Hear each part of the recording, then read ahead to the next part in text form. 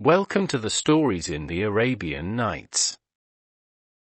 Before you begin watching, please note that this video is primarily focused on voice narration. While there are a few illustrations to highlight key moments, the story is mostly conveyed through the spoken word. The images included are meant to complement the narration, not tell the story visually. So sit back, relax, and enjoy the immersive storytelling. Thank you for your understanding and happy listening. Story of the first night of the 1001 Arabian Nights. Tale of the Bull and the Donkey. Brought to you by House of Innovation, Singapore. This story starts in the previous episode with the tale of King Shahryar, who, after discovering his wife's betrayal, decides to marry a new woman each day and have her executed the next morning to prevent future treachery. His kingdom is gripped by fear and sorrow. Enter Shahrazad, the brave and wise daughter of the Wazir, who volunteers to marry the king. The Wazir continued telling his daughter, Shahrazad, with the story of the tale of the bull and the donkey in an attempt to dissuade her from insisting on marrying the king. Know, my daughter, that there was once a merchant who was very wealthy, with lots of money and many workers. He had a large number of cattle and camels, a wife, and children, and he lived in the countryside, skilled in farming and committed to agriculture. Now, heaven had gifted him the ability to understand the languages of animals, including both beasts and birds, but he was forbidden to reveal this gift to anyone, on pain of death. So, he kept it a secret out of fear. In his barn, he had a bull and a donkey, each tied to their own stall, side by side. One day, while the merchant was sitting nearby with his servants and his children playing around him, he overheard the bull speaking to the donkey. The bull said, "Greetings and good health to you, O father of wakefulness. You enjoy rest and good care. Everything around you is clean, swept, and freshly sprinkled. People tend to you, feed you, and give you sifted barley, and your drink is fresh spring water. But as for me, poor creature that I am, they drag me out in the middle of the night, placing a plough on my neck along with this thing called a yoke. I'm forced to plough the fields from dawn till sunset. I'm overworked, mistreated, and beaten, and at the end of the day, they bring me back with my sides torn, my neck rubbed raw, my legs aching, and my eyes swollen from tears. Then they lock me in the barn and throw me beans and crushed straw mixed with dirt and chaff. I spend the whole night lying in dung and filth, breathing in foul smells. But you get to rest in a place that's always swept, sprinkled, and clean, and you get to relax. The only time you're made to work is when the master needs something and he rides you into town, but even that is rare, and he brings you straight back. While I'm toiling and suffering, you're taking it easy. You sleep soundly while I stay awake, I go hungry while you're full, and I'm treated with contempt while you're treated with kindness." When the bull finished speaking, the donkey turned to him and said, "Oh, you thick-headed beast. No wonder they call you bull-headed, because, dear bull, you have no foresight or cleverness.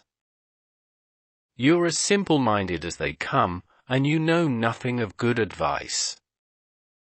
Haven't you heard the wise saying, 'I endure these hardships and labors for others, while they enjoy the pleasure, and I bear the burdens'? like the worker who scorches his skin under the sun, just to whiten the clothes that others will wear. But you fool, are full of zeal, and you work yourself to the bone for the master, exhausting yourself for someone else's comfort. Have you never heard the saying, without guidance, you'll wander astray? You get up at dawn for prayer, and don't return until sunset, enduring all kinds of hardship throughout the day, beatings, insults, and bad language. Now listen to me, dear bull. When they tie you to your foul-smelling manger, you paw at the ground, kick with your hind legs, push with your horns, and bellow loudly, making them think you're satisfied.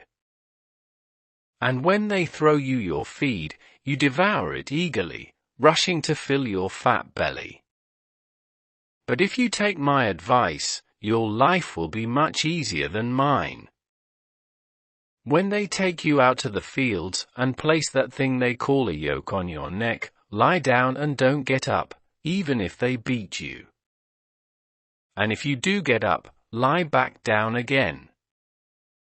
When they bring you home and give you beans, turn your nose up at them, pull away, and don't eat. Be satisfied with straw and chaff. Pretend you're sick for a day, 2 days, even 3 days, and you'll get a break from all that hard work. The bull listened carefully, realizing the donkey was a true friend, and thanked him, saying, "Your advice is sound," and wished him all the blessings in return. He added, "You've made up for my shortcomings, O Father of wakefulness." Now, the merchant, "My daughter," said the wazer, continued his story. The merchant overheard everything that passed between the bull and the donkey. The next day, the ox driver took the bull out, strapped the plough to his neck, and set him to work as usual. But the bull, following the donkey's advice, refused to plough. The driver beat him until he broke the yoke and ran off, but the man caught up to him and whipped him until he thought he might die. Still, the bull didn't budge and lay down until evening. That night, the ox driver took him home and put him in his stall, but he refused to go near the manger. He didn't stamp his feet, thrash about, or bellow as he usually did. The man was puzzled. He brought the bull beans and husks, but the bull only sniffed at them, moved away, and lay down without eating a thing, fasting all night long. The ox driver came the next morning and, seeing the untouched beans, the uneaten straw, and the bull lying on his back with his legs stretched out and a bloated stomach, he was worried. He thought, "Good heavens, he's fallen ill. That's why he refused to plough yesterday." So, the ox driver went to the merchant and reported, "Master, the bull is sick. He wouldn't eat last night, and he hasn't touched a thing this morning." Now, the merchant understood exactly what was going on, because he had overheard the conversation between the bull and the donkey. He said, "Take that lazy donkey, put the yoke on his neck, and make him do the bull's work."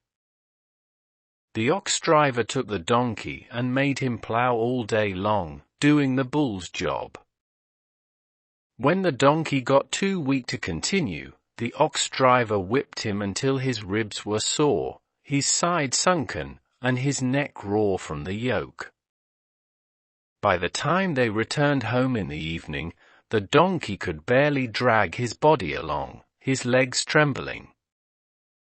Meanwhile, the bull had spent the day lying comfortably, eating his food with great appetite.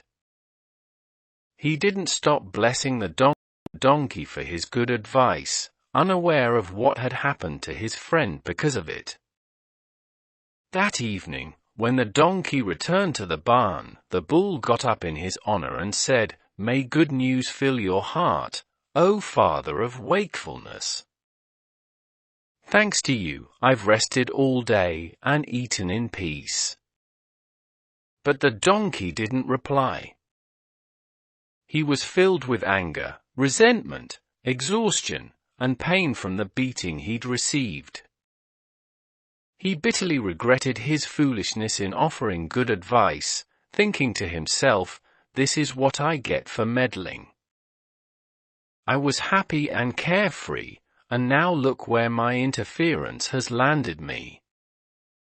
But I'll remember my own worth and the dignity of my nature, for as the poet says, does the basil lose its beauty just because the beetle walks upon it?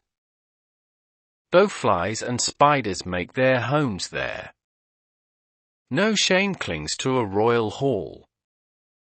The cowrie shell may circulate, but the pearl never loses its worth. And now I must think carefully and come up with a trick to get the bull back to his place, or I shall be in serious trouble." Then the donkey returned wearily to his manger, while the bull thanked him and wished him well. "Even so, my daughter," continued the wazer, "you too will bring ruin upon yourself for lack of wisdom. Therefore, stay quiet, say nothing, and don't put yourself through such an ordeal, for I offer you the best advice, born of my concern and care for you." "My father," she replied, "I must go to this king and marry him." The wazer said, "Do not do this." But Shahrazad insisted, "Indeed, I will." At this, he rejoined, "If you do not stay silent and keep still, I will do to you what the merchant did to his wife." "And what did he do?" she asked. "Well then," replied the wazer, "know that after the donkey's return, the merchant went out onto the terrace with his wife and children, for it was a moonlit night and the moon was full. The terrace overlooked the barn, and as he sat there with his children playing around him, the merchant heard the donkey say to the bull, 'Tell me, Father Broadbrow, what do you plan to do tomorrow?' The bull replied, 'I'll do just as you advised me, O clever one. Your advice was excellent, and I've enjoyed rest and relaxation. I won't stray from it at all. When they bring me my food, I'll refuse it, bloat my belly, and pretend to be ill.' The donkey shook his head and said, 'Be careful not to do that, Father Bull.' The bull asked, 'Why?' The donkey answered, 'I'm about to give you the best advice, for I overheard our owner telling the herdsman, if the bull doesn't get up to work this morning and refuses his food, hand him over to the butcher to be slaughtered, and give his meat to the poor. We'll even make some leather from his hide. I fear for you because of this.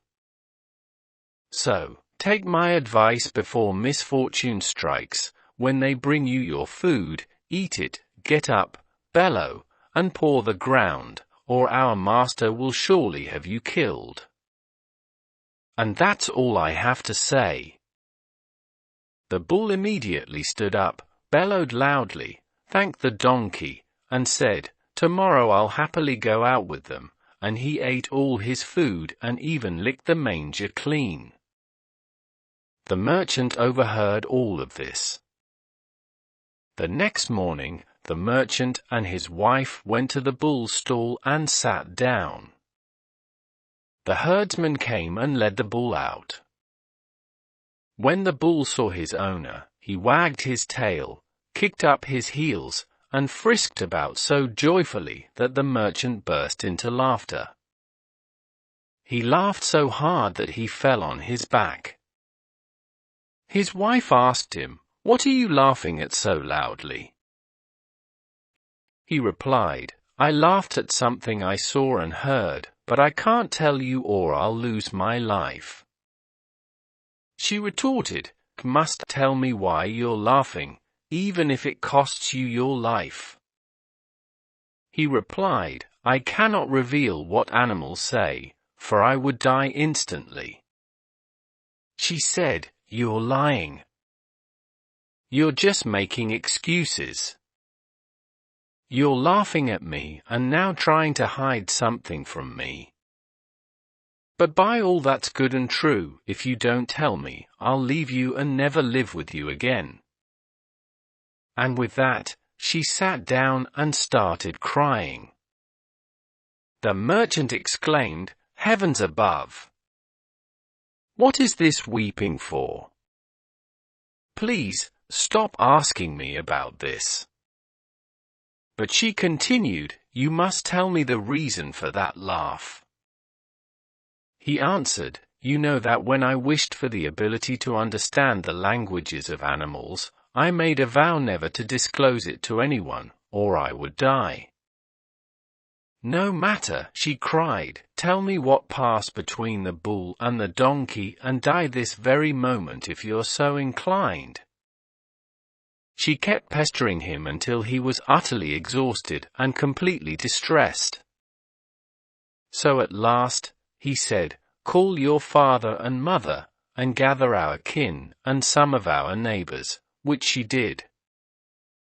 He then sent for the judge and his assistants, intending to make his will, reveal his secret to her, and die, for he loved her deeply. She was his cousin, the daughter of his father's brother, and the mother of his children, and they had lived together for 120 years. When everyone from his family and the neighborhood was assembled, he said to them, I am burdened with a strange story, and if I reveal the secret to anyone, I will die. So, everyone present pleaded with the woman, saying, For mercy's sake, abandon this stubbornness and acknowledge what's right, lest your husband, the father of your children, dies because of this. But she insisted, I won't change my mind until he tells me, even if it costs him his life. They stopped urging her, and the merchant rose from their midst and went to an outbuilding to perform ablution. He intended to return and tell them his secret and die. Now, my daughter Shahrazad, the merchant had in his outbuilding about 50 hens under one rooster. While preparing to bid farewell to his family, he overheard one of his farm dogs speaking to the rooster, who was flapping his wings, crowing loudly, and jumping from one hen's back to another, mating with them in turn. The dog said, Oh, Chanticleer, how foolish and shameless you are! May disappointment fall upon whoever raised you. Are you not embarrassed by your behavior on a day like this? And what's so special about this day? Asked the rooster. The dog answered, Don't you know that our master is preparing for his death today? His wife is determined that he reveal the secret granted to him, and the moment he does, he'll surely die. We dogs are all in mourning, yet here you are, flapping your wings, crowing loudly, and taking your pleasure with every hen. Is this really the time for such behavior? Aren't you ashamed of yourself? The rooster responded, Honestly, our master is a fool and lacks sense. If he can't handle a single wife, his life isn't worth prolonging. I have 50 hens to manage, and I satisfy one, annoy another, starve one, and spoil another, and yet, through my clever management, they are all under my control. This master of ours claims to be wise, but with only one wife, he doesn't even know how to handle her. The dog asked, What, then, should the master do to get out of this predicament? The rooster replied, he should immediately go and cut some twigs from that mulberry tree, give her a sound beating, and make her cry out, "I repent, my lord." I'll never ask you another question for as long as I live. Then, once he's done, beat her again, just to be sure. After that, he'll sleep peacefully and enjoy life. But this master of ours is lacking both in sense and judgment. Now, daughter Shahrazad, continued the Wazir, I will deal with you as that husband did with his wife. Shahrazad asked, and what did he do? He replied, when the merchant heard the wise words spoken by his rooster to his dog, he quickly got up, went to his wife's chamber, cut some mulberry twigs, and hid them there. Then he called to her, "Come into the closet, and I'll tell you the secret while no one is watching, and then I'll die." She entered with him, and he locked the door, coming down upon her with such a thorough beating of her back, shoulders, ribs, arms, and legs, all the while saying, "Will you ever again ask questions that don't concern you?" He beat her so soundly that she was nearly unconscious. Presently, she cried out, "I repent. I will ask you no more questions, and I truly and sincerely regret my actions." Then she kissed his hands and feet, and he led her out of the room, humble and obedient, as a wife should be. Her parents and all the company rejoiced, and the sadness and mourning turned into joy and gladness. Thus, the merchant learned how to manage his household from his rooster, and he and his wife lived together happily for the rest of their days. And you, my daughter, continued the Wazir, unless you turn away from this matter, I will deal with you as the merchant dealt with his wife. But Shahrazad responded with firm determination, I will never desist, my father, and this tale won't change my resolve. Stop this talk, I will not listen to your words, and if you refuse me, I will marry him myself, against your wishes. First, I will go to the king alone and say to him, I asked my father to marry me to you, but he refused, being resolved to disappoint his lord, begrudging the like of me to the like of you. Her father asked, Must it truly be this way? And she answered, Indeed, it must. Thereupon, the Wazir, exhausted from his pleading and persuasion, having tried everything to dissuade her without success, went to King Shahryar. After offering his blessings and kissing the ground before him, the Wazir recounted all his arguments with his daughter, from beginning to end, and how she was determined to be brought to the king that very night. The king was astonished and said, How is this possible, O most loyal of advisers? You know that I have sworn by all that is sacred that after I have been with her tonight, I shall say to you tomorrow, Take her and slay her. If you do not, I will have you slain in her place without fail. May the heavens grant you wisdom and prolong your life, O King of the age, answered the Wazir. It is her decision, despite all I've said to her and more. She insists on passing this coming night with your majesty. So, Shahryar was greatly pleased and said, Very well, go and prepare her, and bring her to me tonight. The Wazir returned to his daughter and relayed the king's command, saying, May your father not be left desolate by your loss. But Shahrazad rejoiced greatly, gathered all she needed, and said to her younger sister, Dunyazad, pay close attention to my instructions. When I have gone to the king, I will send for you. Once you come and see that he has had his way with me, you are to say, 'Oh my sister, if you are not sleepy, tell us a new story, something delightful to pass the night.' I will then begin a tale, one that will be our salvation, if fate allows, and which will turn the king away from his bloody habit." Dunyazad replied, "With all my heart and soul." That night, their father, the Wazir, took Shahrazad to the king, who was gladdened at the sight and asked, "Have you brought what I desire?" And the Wazir answered, "I have." But when the king took Shahrazad to his bed and began to play with her, ready to consummate their union, she wept, prompting him to ask, "What troubles you?" She replied, "O king of the age, I have a younger sister, and I would dearly like to bid her farewell tonight before dawn." So, the king immediately sent for Dunyazad. She came, kissed the ground before him, and took her seat near the foot of the bed. Then the king proceeded to claim Shahrazad's maidenhood, and afterward, the three of them fell asleep.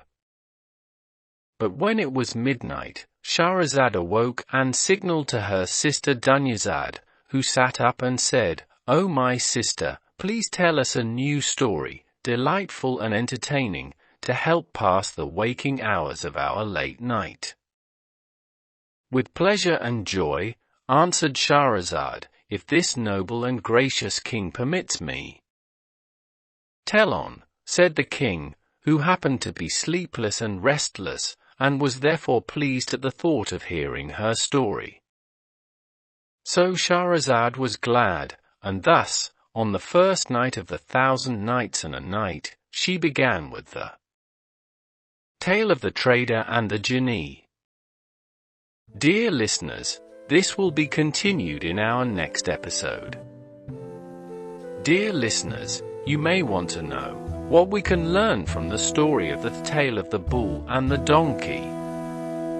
The Tale of the Bull and the Donkey is a parable embedded within the 1,001 Nights, also known as Arabian Nights, told by Shahrazad's father, the Wazir, as part of his efforts to dissuade her from marrying King Shahryar. Overall interpretation.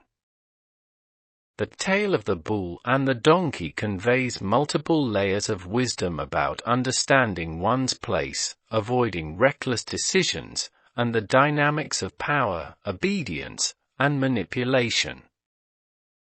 It is ultimately used to warn against defying authority without fully comprehending the consequences, while also critiquing envy and self-interest as potentially harmful forces. The story carries several key messages and themes, which can be interpreted on multiple levels. First message: wisdom of knowing one's limits. The bull complains about the hardships of his labor, envying the easy life of the donkey. However, the donkey offers counsel that may seem clever at first, pretending to be ill, but ultimately leads to dangerous consequences when the bull is threatened with slaughter. The message here is that while it's natural to be dissatisfied with one's circumstances, blindly following advice without considering the bigger picture can lead to worse outcomes. Understanding one's situation and limitations is crucial for survival. Second message: the consequences of envy. The bull envies the donkey's easier life, but he doesn't understand that every creature has its own role. The donkey's advice nearly leads to the bull's death. The tale suggests that envy can cloud judgment, leading to reckless decisions that make a situation worse. Third message: cleverness and survival. The donkey, after realizing that the bull's life is in danger, shifts gears and offers new, life-saving advice. This change reflects the importance of adaptability and cleverness for survival. It also hints at the need for quick thinking and improvisation in challenging situations. Fourth message: manipulation and self-interest. The donkey's initial advice was self-serving. He wanted to avoid doing the bull's work. When the bull followed the donkey's suggestion, the donkey ended up having to do the work he was trying to avoid. This reflects how manipulative strategies can backfire, teaching that dishonesty and exploitation may lead to unintended consequences. Fifth message: obedience and authority. There is a broader theme about obedience to authority and the consequences of challenging it. The bull's refusal to work initially seems like an act of defiance, but it nearly costs him his life. This suggests the dangers of rebelling against authority without careful planning or consideration. Sixth message: the role of power and control. The merchant, who understands the language of animals but cannot reveal it on pain of death, represents authority and control. He listens to the animal's conversation, yet is bound by secrecy. This can symbolize how those in power may have insights that they cannot always act upon, and how their knowledge may complicate their ability to intervene directly. Seventh message: subtext on gender dynamics. The Wazer uses the tale as a metaphor to try to dissuade Shahrazad from asserting her will, reinforcing the idea of patriarchal control and cautioning against defiance. The story reflects the Wazer's belief in traditional authority, both male and royal, and the danger he sees in Shahrazad's boldness. By narrating this story, he subtly implies that just like the bull, she should heed the advice of her father and not pursue her own desires recklessly.